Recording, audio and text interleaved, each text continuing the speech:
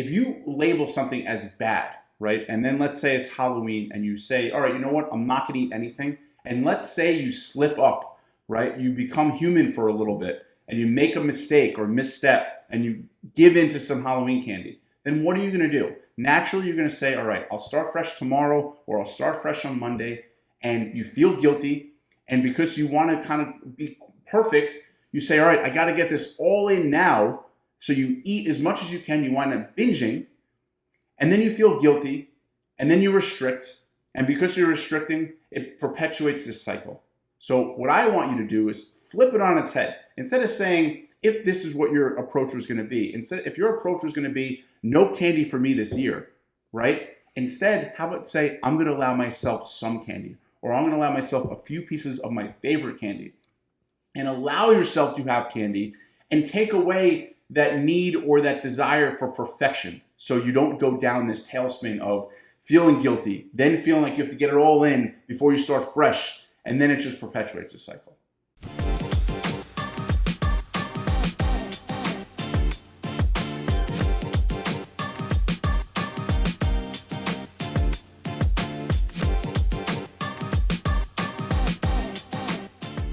I'm super happy to be doing this with you today. Guys, I want to admit I almost overlooked something so important.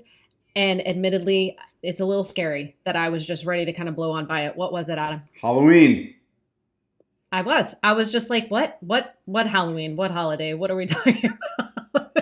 And Adam called me out. Couldn't believe I was ready to just forget that even existed, which I'm guessing, Adam, a lot of people listening or watching are probably feeling the same way. Can we just skip this holiday? What do you think? Should we just call it right here? My kids would not be happy about that. They are ecstatic, could not be more excited to dress up in their costumes. Listen, let them dress up at bedtime every night. It'll be fine. It'll be fine. They don't need Halloween. I don't need Halloween. Do you need Halloween?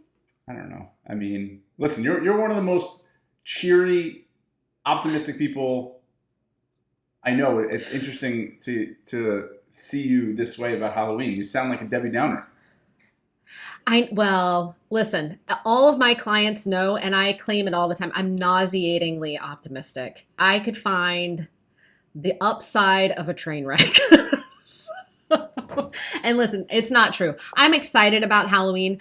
I overcame the Halloween monsters, if you will, those little candies that seem to linger a lot of years ago.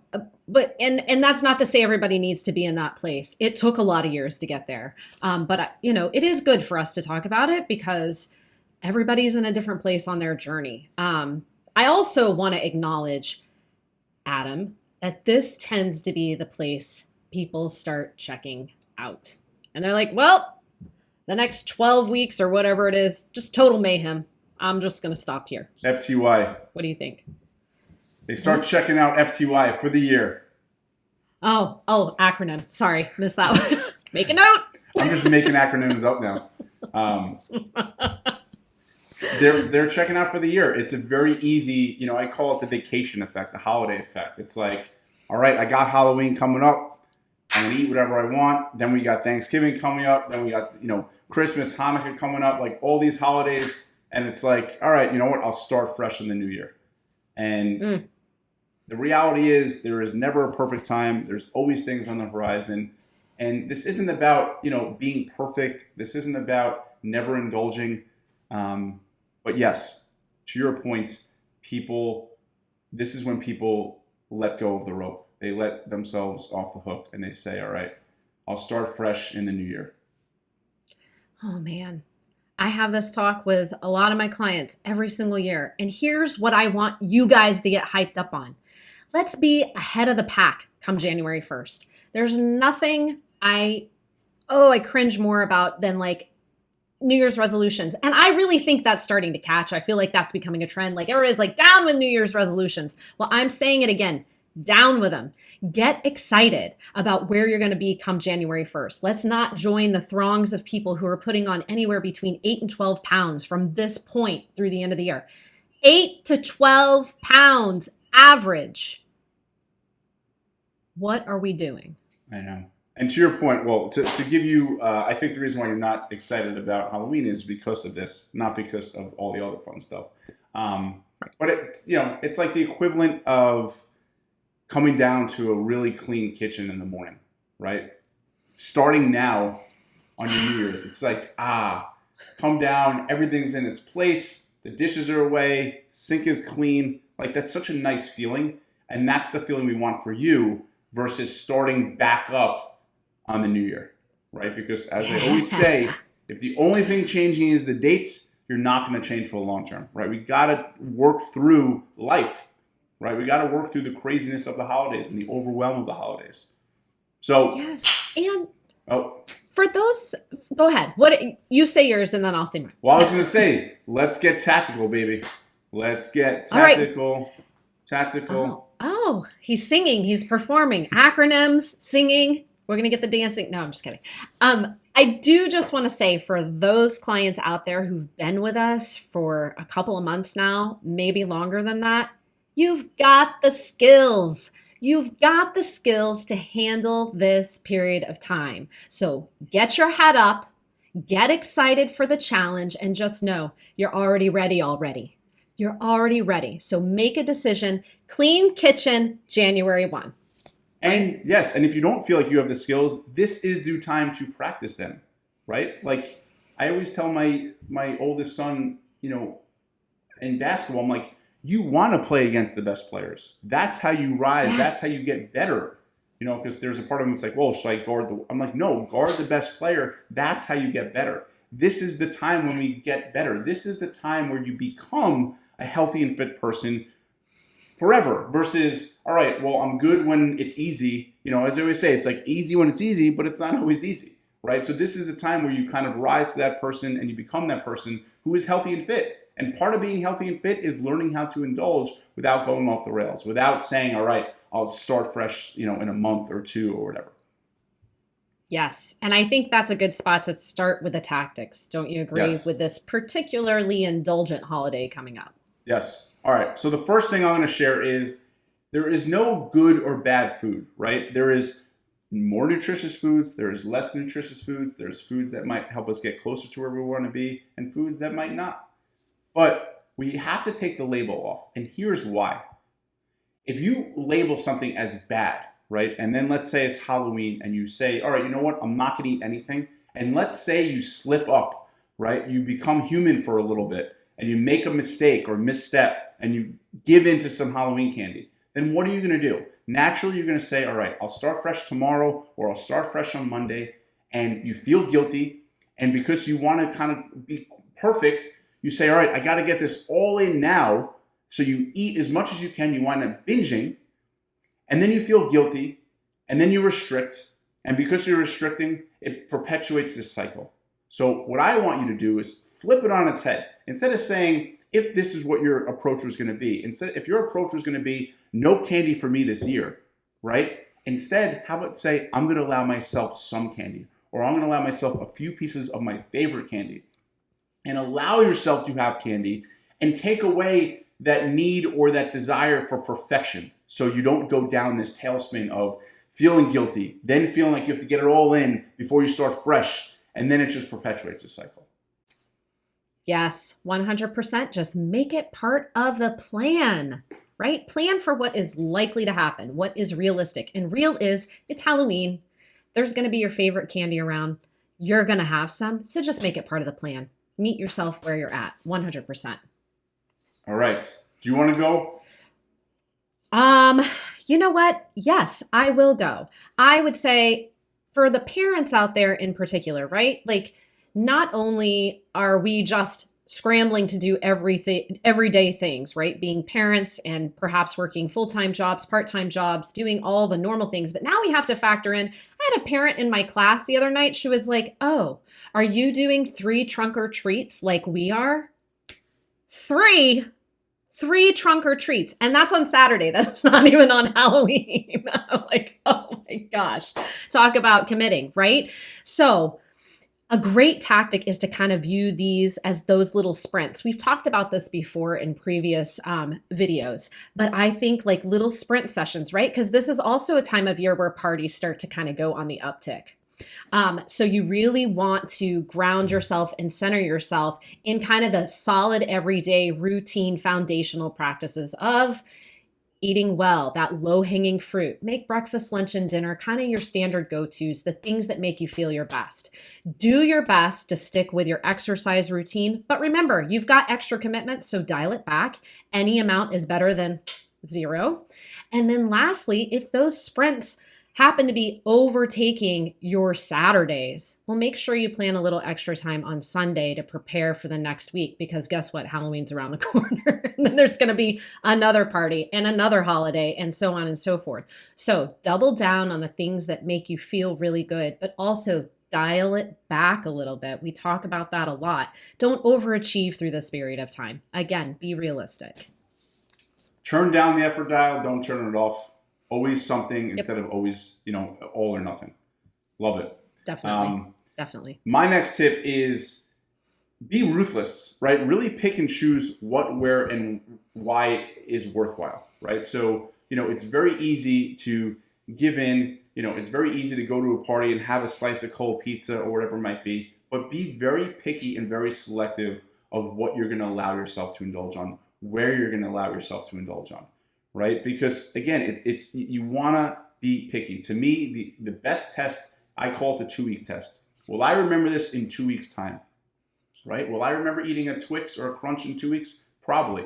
Right? Will I remember eating, some other junk or candy that I don't like that, isn't just, my thing? No. So I'm going to save myself for the really good stuff. I'm going to save myself for the homemade, Rice Krispie treats or the homemade Kit Kats that my wife is going to try to make. Like that to me is good stuff.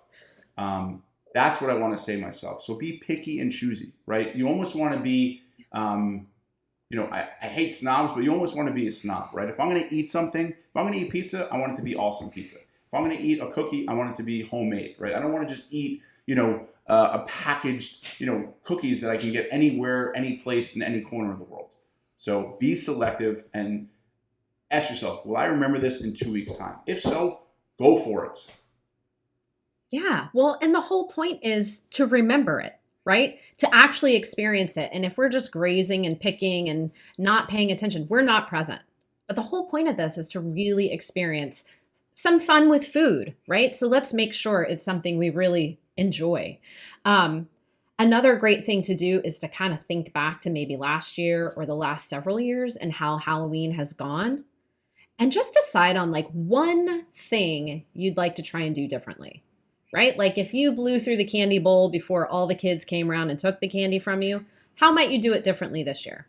Or just how do you want to feel at the end of the night this year? And kind of work backwards from there. But I often do that with clients. I'll say, okay, well, let's think back to last year and how this holiday or this event or this challenge went. What's one thing we could do just a little bit differently to change how it all turns out in the end? And I think that's really palatable and achievable, right? Like it could be something as small as like, all right, wasn't it Seinfeld where they ate the candy bar with a fork? Yes. Great, I think so. Yes. Yes, I think that is. I'm not kidding. Like put your favorite candy on a plate. Right. And sit down with it. Don't stand at the door chit-chatting with so-and-so and handing out candy and popping it in your mouth. Like, no, if I'm going to eat it, put it on a plate. Yep. Right? And another way to What put else? what you just said is if you wanted to repeat, past failures or whatever you want to call it, or just if you wanted to set yourself for failure, right? What would you do? Right? Let's work backwards, or let's think of it that way. Well, you would probably keep the candy all around the kitchen, right? You'd probably have your favorite candy at home. You would probably make it very visible. You would probably not have any of your favorite nutritious foods around, right? These are the things you would do if you were trying to set yourself up for failure, right? So think of it that way. To me, if this is my life's work, this is what I eat, sleep, and breathe. Like if there's ice cream in the freezer, I'm going to think about it until I wind up eating it. So I don't have ice cream, right? It's so much easier to avoid the dragon than it is to slay it, right? We do not get bonus points for using hero-like willpower. And if you must, keep the food in the house. I have little kids, they have certain snacks they love. I'm not going to deprive them. I make it hard to get to. I don't want to see it. It's not in my sight. When I open the pantry, it's not the first thing I see. And I purposely do that, right? But if possible, avoid it. If possible, maybe don't buy your favorite candy to give out for Halloween, right? So set yourself up for success. And another way to set yourself up for success is to think about it, flip it on its head, and say, if I was setting myself up for failure, what would I do? And do the opposite of that. I like that. Sometimes it's easier to see it that way, right? Like, I absolutely know how to blow myself to smithereens, but the lesser version of that might be a little challenging. But let me start from there and work my way backwards. I love that. And that tactic of not buying your favorite candy to hand out is a big one. I hear of that one all the time, and it really is so wise. And again, it's not about not having what you want, but let's not keep 500 versions of it in the house. Right. Another good thing that I think we could all benefit from, there are a lot of, at least in my area, there are dentists and schools who collect leftover Halloween candy. So get together with a family, decide on a date that you're going to donate that extra candy, and just be like, we're going to enjoy it until this period of time, and then we're going to pass it along for somebody else to enjoy. So I know my dentist's office collects to send overseas, and I know our schools collect for they pass out Halloween candy at the holiday parade. So those are good options too, and that puts some nice boundaries on things, and the whole family can decide together and pay it forward. I love that. We actually have done that the last few years, and I think it's fantastic. Because it teaches the kids about serving those who are less fortunate. But to your point, and maybe we'll wrap it up after this, going back with that question of how would we set ourselves up for failure, to your original point in the video of, this is the start of the holiday season, right? Maybe it's a little early, but we're getting there.